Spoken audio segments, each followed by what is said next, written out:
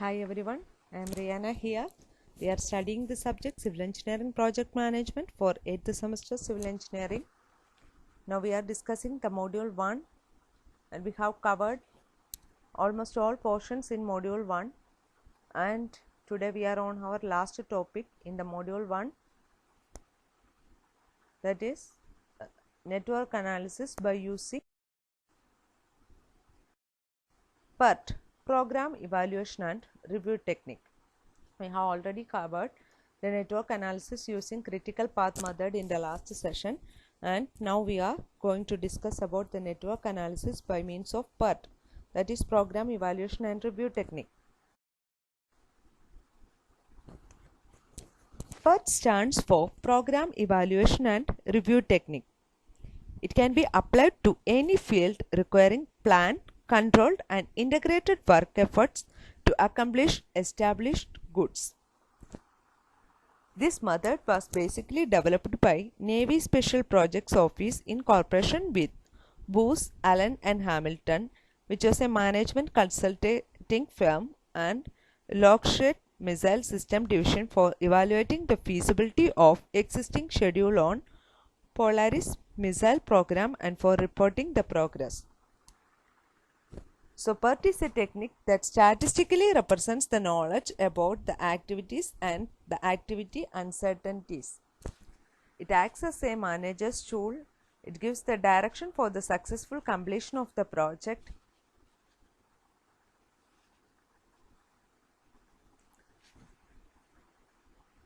So PERT is a technique used to calculate the expected time for a task.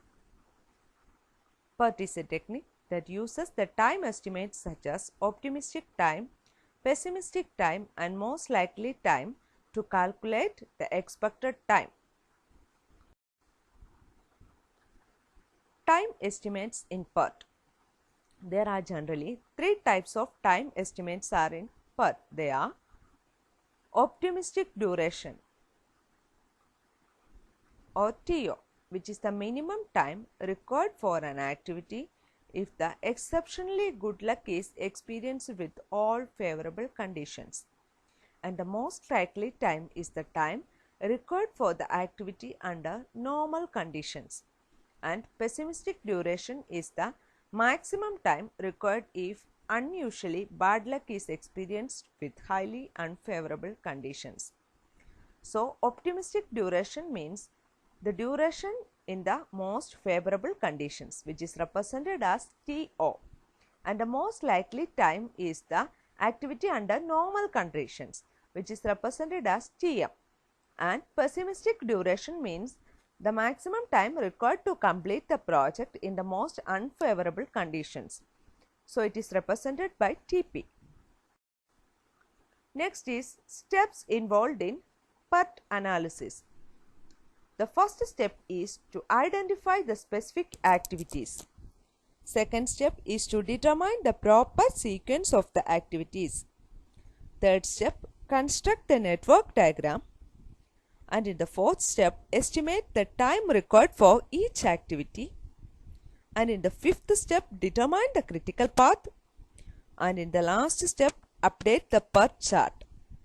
So there are 6 different steps are involved in developing a PERT network, which includes first one, identify the specific activities and then fix the logical order of these activities.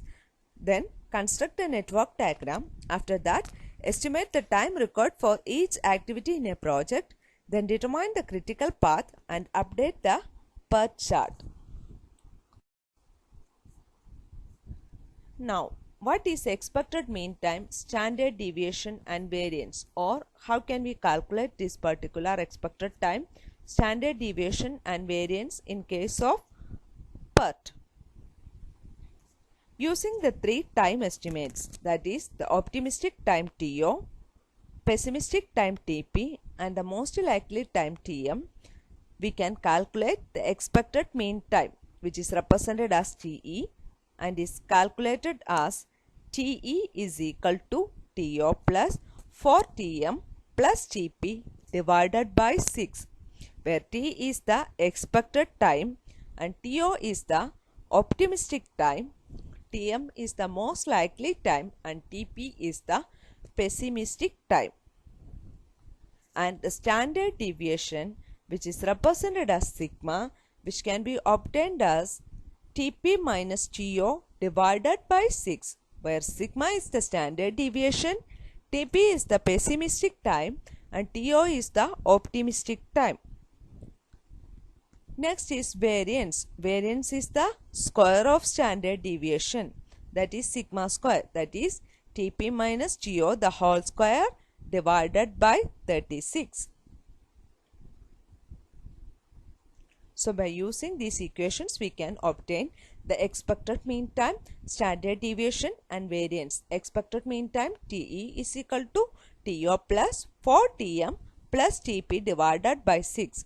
And the standard deviation sigma is equal to Tp minus To divided by 6, and the variance V is equal to the square of the standard deviation sigma, where Te is the expected time, To optimistic time, Tm most likely time, Tp pessimistic time, and sigma is the standard deviation and V is the variance. Next is the expected project duration. The project duration is determined by summing up the expected mean activities along the critical path.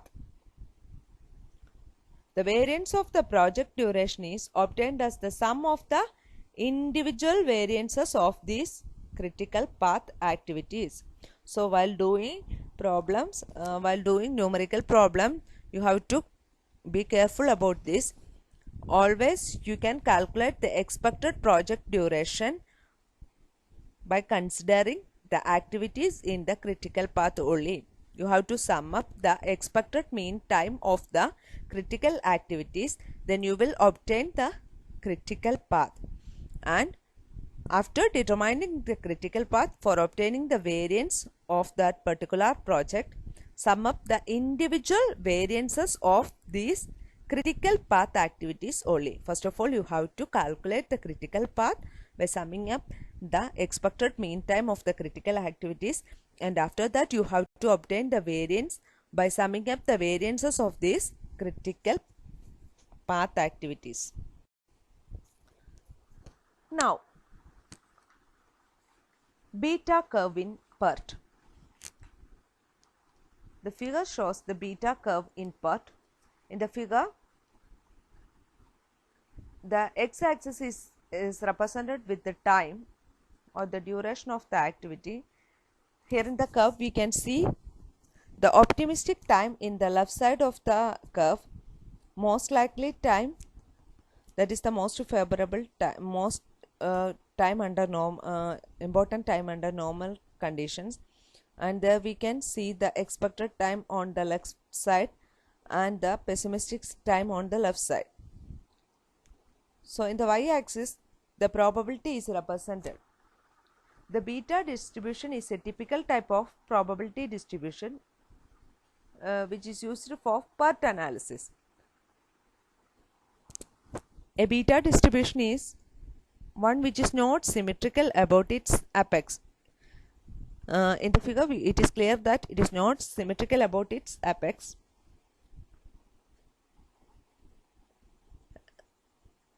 This figure shows two beta distributions, one having skew to the left, that is the beta distribution for optimistic estimator, and the other having skew to the right, that is the beta distribution for the pessimistic estimator. Next is the probabilistic approach in PERT. Once the expected time for the project duration, suppose it is Tx, and its standard deviation sigma x are determined, it is possible to calculate the probability of meeting the specific project duration. Consider the specific project duration as Ts.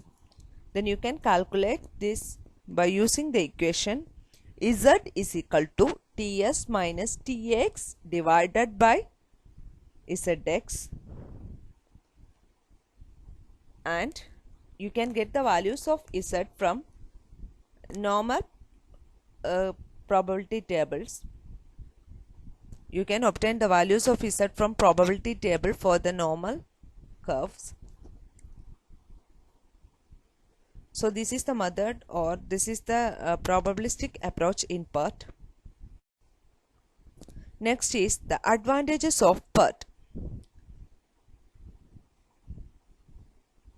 First advantages is expected project completion time can be satisfied, probability of completion before a specified date, the critical activities that directly impact the completion time of the project, the activities that have slack time and that can lend resources to critical path activities, the activities start and end dates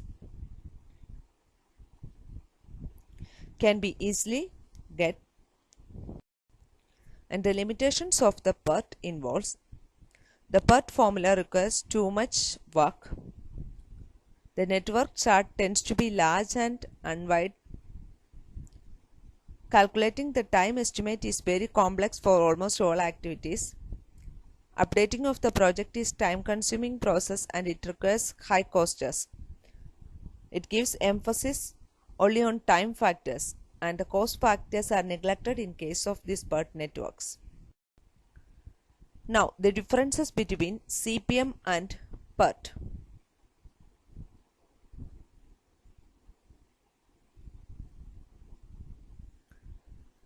CPM is a statistical technique of project management that manages well-defined activities of a project. But PERT is a project management technique which is used to manage uncertain activities of a project. In case of CPM, it is a method used to control the cost as well as time. But in PERT, it controls the time only. CPM is activity-oriented networks and PERT is event-oriented networks. CPM is a deterministic model, whereas the PERT is a probabilistic model. CPM always focuses on time-cost trade-off. That is, it considers both the time and cost, but the PERT focuses on time only. It controls the time only. In case of CPM, it uses only one time estimate, but in PERT, it uses 3 time estimates, that is, optimistic time, most likely time, and pessimistic time. In case of CPM, crashing concept is applicable, but in case of PERT, the crashing concept is not applicable since we are not considering the costs or not controlling the costs in PERT network. The crashing concept is not applicable for PERT network. The differences between CPM and PERT is very important. Hoping that you have understood the network technique PERT and the various time estimates used in PERT, the beta curve of PERT, and the probabilistic approach in PERT. Okay. Thank you. Stay safe. With this, we comes to the end of module 1.